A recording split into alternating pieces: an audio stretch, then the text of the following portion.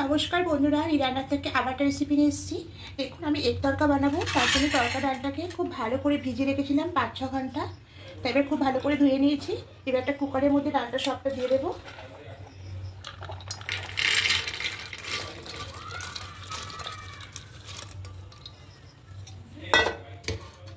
এবার ডালটা দিয়ে অল্প একটু জল দেবো।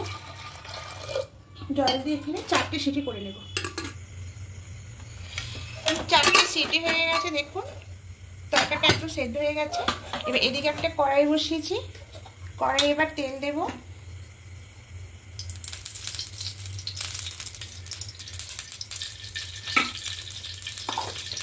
তেলের মধ্যে দেব রসুন কুচি,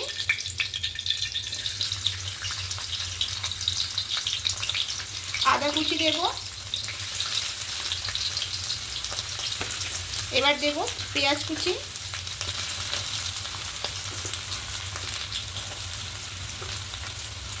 দিয়ে হালকা একটু ভেজে নেব।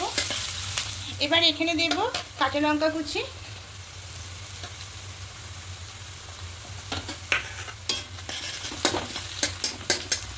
এবার একটা ডিম ফাটিয়ে দেবো। এখানে আপনারা 2-3টো ডিম দিতে পারেন, আমি একটা ডিমই দেবো।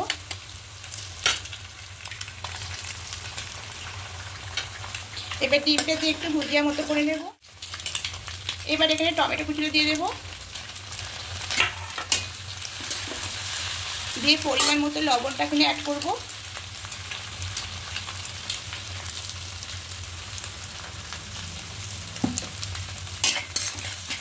দিয়ে একটু ভালো করে কষিয়ে নেব। টমেটোটা একটু সেদ্ধ হওয়া পর্যন্ত খুব ভালো করে দেখুন কষিয়ে নিয়েছি। টমেটোগুলো গলে গলে এসছে। এবার এখানে মশলা দিয়ে দেবো, জিরে গুঁড়ো, ধনে গুঁড়ো, লঙ্কা গুঁড়ো আর হলুদ গুঁড়ো দিয়ে খুব ভালো করে কষিয়ে দেবো। যেহেতু কাঁচা লঙ্কাটা আছে তাই আমি লঙ্কা গুঁড়োটা অল্পই দিয়েছি। আপনারা ঝালটা যেমন খাবেন সেভাবে দেবেন। খুব ভালো করে মশলাটা কষানো হয়ে গেছে। এবার সেদ্ধ করে রাখা তরকা ডালটা এর মধ্যে দিয়ে দেবো।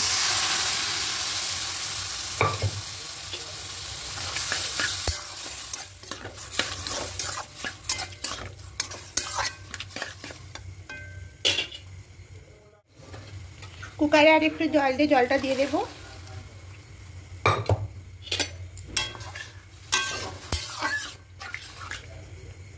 দিয়ে এবার খুব ভালো করে এটাকে ফুটিয়ে নেব।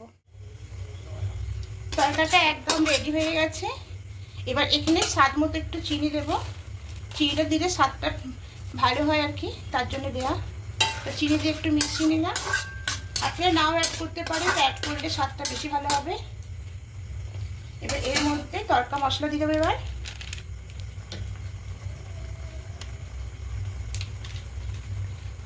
আর একটু কাসুরি মেথি দেব।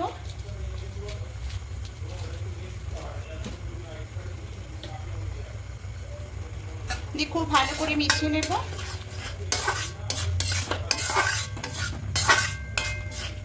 দেখুন, এই তরকাটা একদম রেডি হয়ে গেছে।